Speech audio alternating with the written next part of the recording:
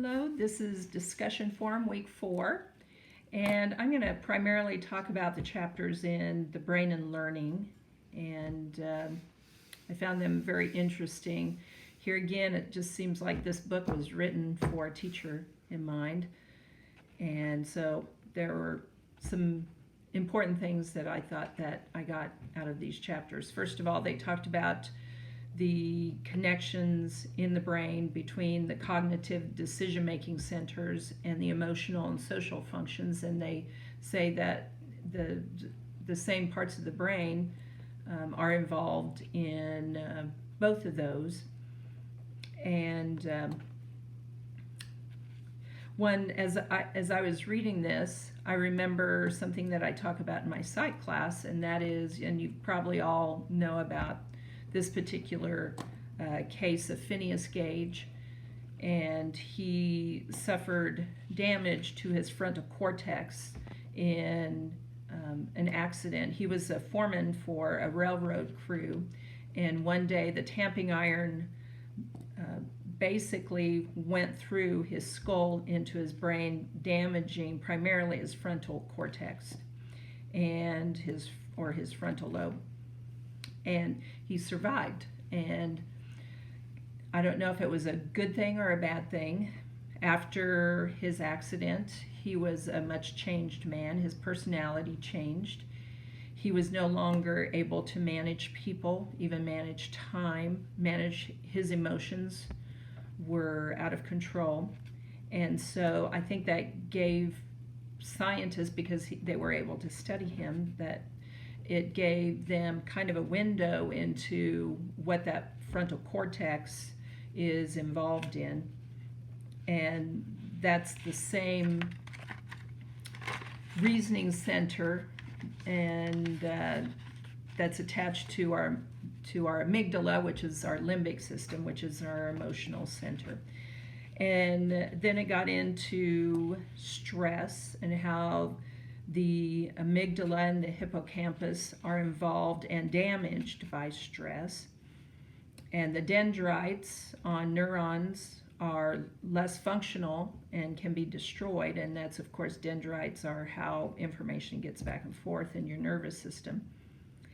But it should be encouraging that neurons can be replaced by learning, an enriched environment, exercise, and an uptake of estrogen. Of course, you hear that more and more when we talk about diseases of age, like Alzheimer's and dementia. And they're saying that,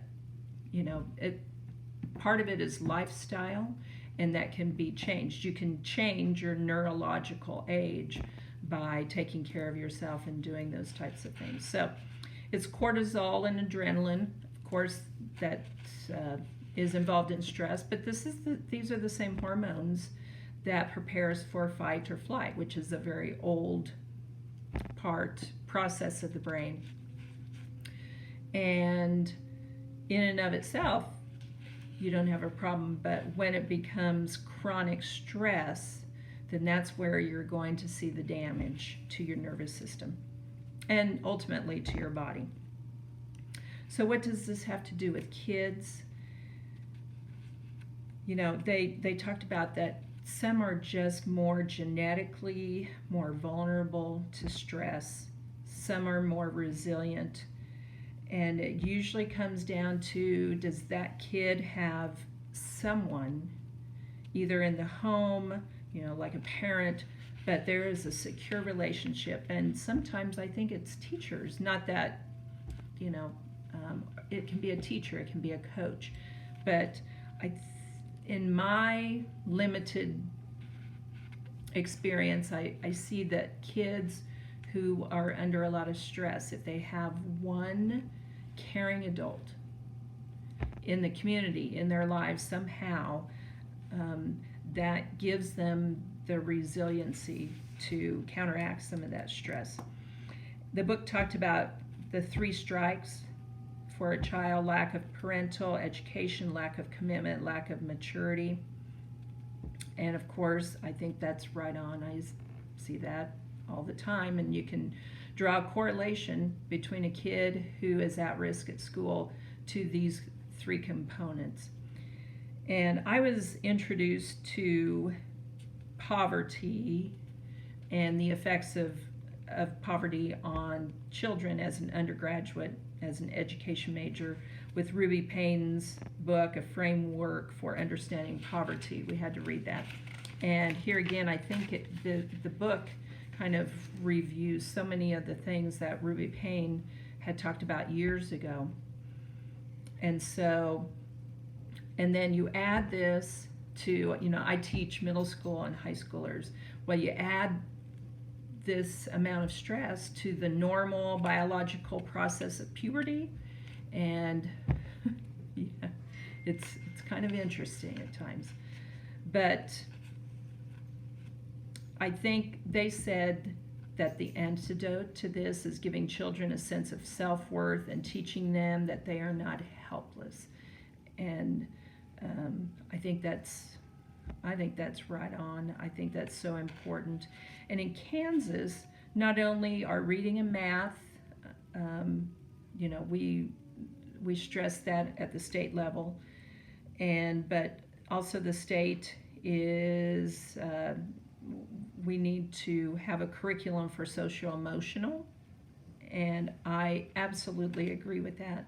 I think school is the one place where we can make sure that everyone is maybe getting something that they need. And at my school, we have a mentoring program, and so we identify early on in the year our most at-risk students, and we decide how best to mentor them, whether that's they come in the morning and we go over their homework with them. We just maybe talk to them, but we've seen success in this, and talk about just having that one person somewhere who can give them a sense of self-worth. And I think that's so important. And so, when I was reading this chapter, I was kind of overwhelmed, thinking, how are we going to do this? How are we going to change this? And then this morning I woke up and I thought, we're going to do something. Maybe that's the optimist in me. So my question is, armed with more brain science about the negative effects of childhood stress, what can be done in our society, either by institutions or such as education or medicine, or by social groups and individuals like churches and civic organizations? But now that we're armed and we know what's happening, what is the best way to go about trying to solve it? So good luck.